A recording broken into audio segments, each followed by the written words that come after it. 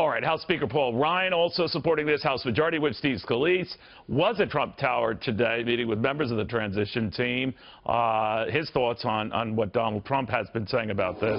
I think, Congressman, it's very good to have you, sir. Good to be back, Neil. Donald Trump has all but said much ado about nothing here, but nevertheless, the investigations are going to go on. Is it your sense that these investigations will reveal that this tipped the election to Donald Trump?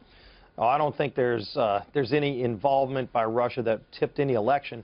The American people spoke real loudly. They wanted change. They didn't want Hillary Clinton, and they wanted Donald Trump, and responded to his message. He had a pro-growth message of making America great again. So what do you make of all these Democrats who seem to be saying, sir, that we want the electors to get this information, whatever results we have, so they can assess us a week ahead of their meeting on deciding who will be the next president of the United States? You know, Neil, look, it was an overwhelming victory by Donald Trump to be president. Won states that hadn't been won by Republicans in multiple cycles when you look at not only Florida and Ohio, Pennsylvania, Michigan, Wisconsin.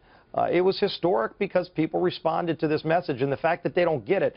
Look, they just reelected Nancy Pelosi as their minority leader, so they're stuck in the past. We're moving to the future. We're planning the first 100 days and beyond to get our country moving again, to create jobs and get the middle class back engaged in a way where Barack Obama's policies have left them behind and shifted jobs overseas. But you are convinced, sir, from what you know and what your colleagues know, there is nothing in there, whether the Russians were behind, you know, trying to mess up our elections or not, that it didn't get to the point that they flipped the results. No, there's no. So what do you hope to prove with your investigation?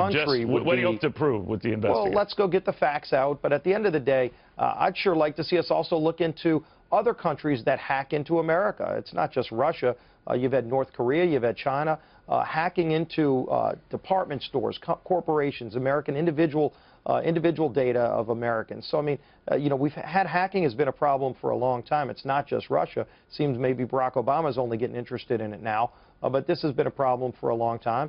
Let's go look into it. But the American people are the ones who decided this election and overwhelmingly said they wanted Donald Trump to be the next president. And we're already making plans to work with President-elect Trump to get our country moving again. And that's what people want. Focus on jobs, strengthening our national security, addressing the real problems that matter to everyday Americans. Whatever these investigations reveal, there is something to the speed element that a John Podesta, who ran the Clinton campaign, wants to get the electors aware of whatever you guys know before next week, obviously to affect their vote.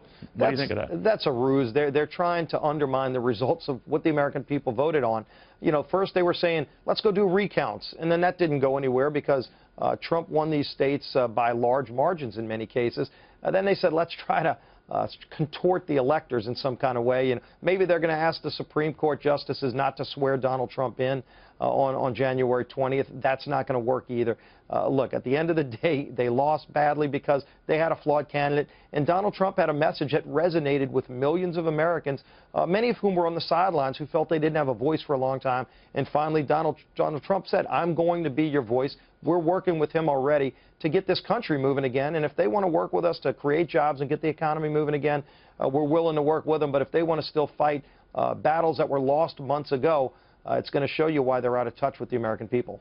Congressman, does it worry you on just a pure cosmetic level, the number of appointees in the Trump cabinet that have close ties either to Russia in the form of Rex Tillerson if he becomes Secretary of State, or said very kind things about and to Vladimir Putin, that this would be an administration, at least going in, might be less disposed to criticizing either or both? I think most people recognize this administration is going to be more aggressive at standing up for America. Look, Barack Obama watched the creation of ISIS and expansion of it to the point where they're attacking us on our homeland multiple times. He's watched Iran move towards a nuclear weapon and actually signed an agreement that allows them to get there. He's allowed Russia to come into the Ukraine. That happened under Barack Obama's watch. Look at Rex Tillerson. First of all, he's incredibly respected as a person who has negotiated complex international agreements. That's the kind of experience you would want in a Secretary of State. Many people have said that if you compare Rex Tillerson, maybe the only person who has more experience dealing with Russia is Henry Kissinger. I don't think anybody's knocking Henry Kissinger because he knows how to deal with Russia. You want somebody that's going to be tough, who has a proven track record, and Rex Tillerson fits that bill. All right.